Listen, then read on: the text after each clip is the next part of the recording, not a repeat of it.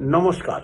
13ই ফেব্রুয়ারি 2024 সালের রবি চলে আসছেন কুম্ভ রাশিতে। কুম্ভ রাশিতে অলরেডি ওখানে শনি আছে। শনি আর রবি একত্র থাকলে পিতা পুত্র আছেন, কিন্তু মত অমিল থাকার জন্য বীজযোগ হয়ে গেছে।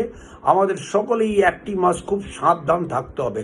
তার সাথে সাথে যদি আমরা বেসিক্যালি 13ই ফেব্রুয়ারি থেকে নিয়ে 20 ফেব্রুয়ারি পর্যন্ত আমাদের সকলকে খুব সাবধান থাকতে হবে, কারণ রবি মঙ্গলের নক্ষত্রে আসছেন এবং শনি রাহুর নক্ষত্রে আছেন।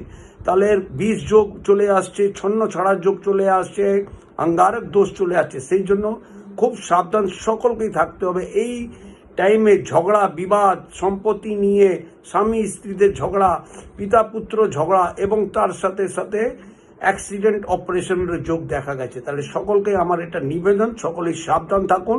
বেসিক্যালি 8টা দিন খুব থাকতে হবে, ওভারঅল 1 মাস সাবধান থাকতে হবে, চেষ্টা করবেন।